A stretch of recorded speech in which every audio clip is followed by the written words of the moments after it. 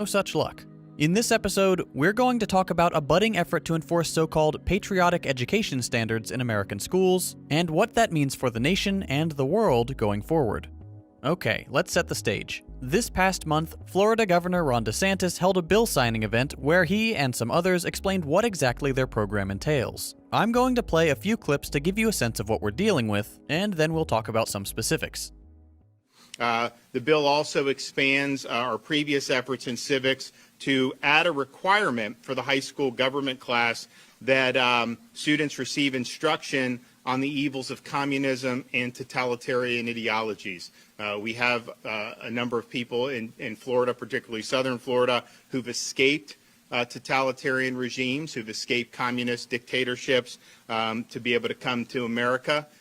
We want all students to understand the difference. Why would somebody flee across shark-infested waters, say leaving from Cuba to come to southern Florida? Why would somebody leave a place like Vietnam? Why would people leave these countries and risk their life to be able to come here? It's important that students understand that. Okay, lots to unpack here. House Bill 5, which is one of 3 related bills, includes a requirement that high school students be taught about, quote, the evils of communism and totalitarian ideologies. DeSantis then mentions Cuba and Vietnam. Let's start with Cuba. Cuba is an island nation which has suffered under brutal US sanctions for nearly 60 years now. These sanctions have been denounced by the UN as illegal and inhumane, and every single member state, with the exception of the US and Israel, continues to vote against the oppressive measures which have cost the Cuban economy trillions of dollars. Despite this cruelty, Cuba is a country with a greater life expectancy than the US. They had a better COVID response than the US, and the basic human decency to send their doctors around the world to places that needed help, without any expectation of financial gain. Why would somebody flee across shark-infested waters to come to America? I don't know, Ron. Maybe it's because decades of illegal US embargoes are slowly strangling an innocent nation. A nation which deserves, like any other, the freedom to determine their own future. The United States will not allow that. It's no surprise that some Cubans have emigrated to the nearest country. What about Vietnam? Honestly, I'm not sure what DeSantis is talking about here. He makes it sound like there's some massive exodus from Vietnam to the US. That is not the case. The Vietnamese show overwhelming support for their government, which isn't surprising considering how effectively that government handles crises like COVID and actually takes care of their citizens. In fact, out of 45 polled nations, Vietnam reported the highest rate of satisfaction with their government's response to the coronavirus pandemic. Going back to Cuba, as more free market policies have been implemented over the years, Cuban satisfaction with their government has declined, dropping from 81% under Fidel Castro to 54% today. The US Congress, by contrast, enjoys an abysmal 26% approval rating. That is among the worst in the world, and frankly, it's not surprising. Both Democrats and Republicans have shown time and again that they don't care about the American people. They only care about their corporate donations. That's why we had the worst COVID response in the world. It's why we're the only industrialized nation not to have some form of universal healthcare. It's why our life expectancy is on the decline, why rates of depression and suicide are on the rise, and why a full half of young Americans have lost faith in capitalism entirely. And if we're talking about Americans and Vietnam, Vietnam is constantly among the top foreign retirement destinations for Americans. So there is population exchange between Vietnam and the US, it's just not in the direction DeSantis would have you believe. Now, as part of this bill, Florida will create a Portraits in Patriotism library so students can learn about real patriots who came to this country after seeing the horrors of these communist regimes. We actually have folks here today. You'll hear from her in a minute, Anna Abauza. She came to the United States when she was a teenager, fleeing from Nicaragua when the Sandinistas brought socialism to that country.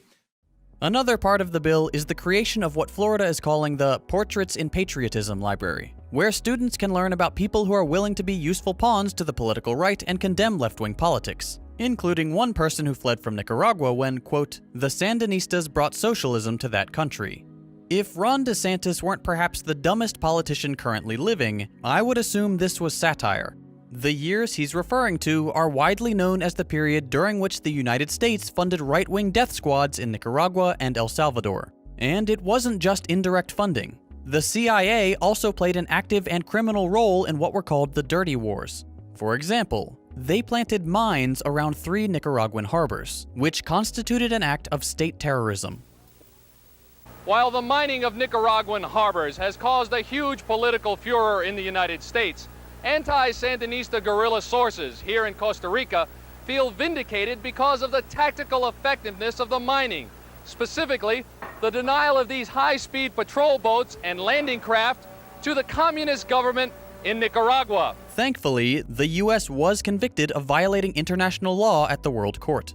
So, when DeSantis talks about people fleeing Nicaragua when socialism came to the country, what he's leaving out is that socialism was on track to improve people's lives and counter the lie of capitalist superiority. So the United States decided to intervene and plunge the country into chaos through unspeakable violence and violations of international law. None of this is secret knowledge. You can go online right now and read about Reagan's meddling in the Global South.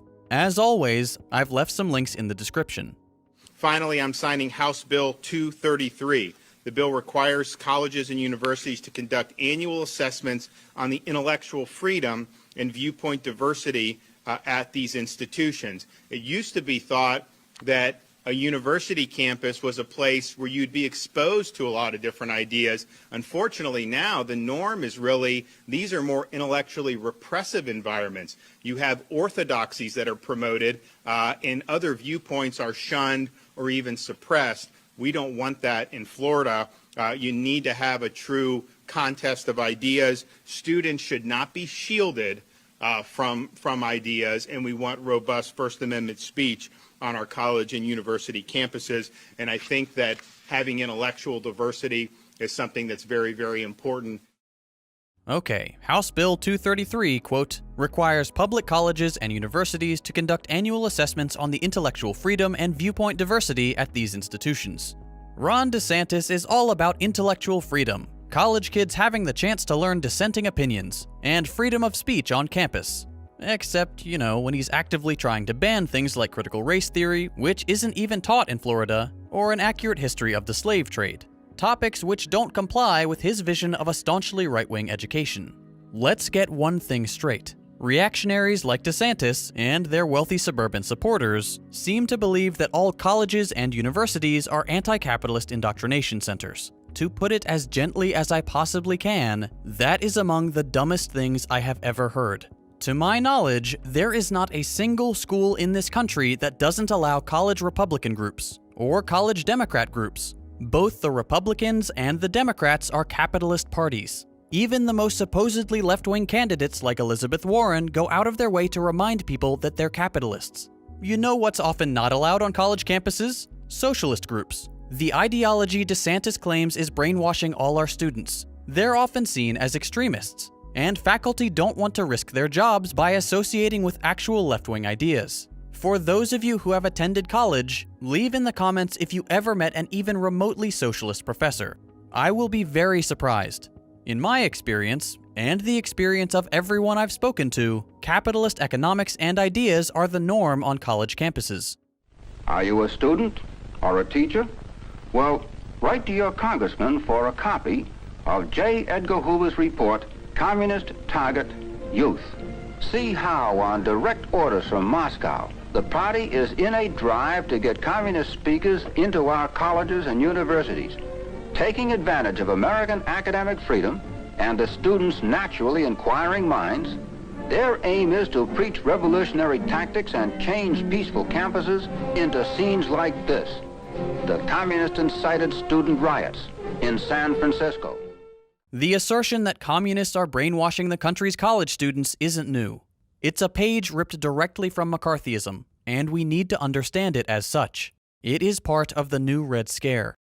And we thought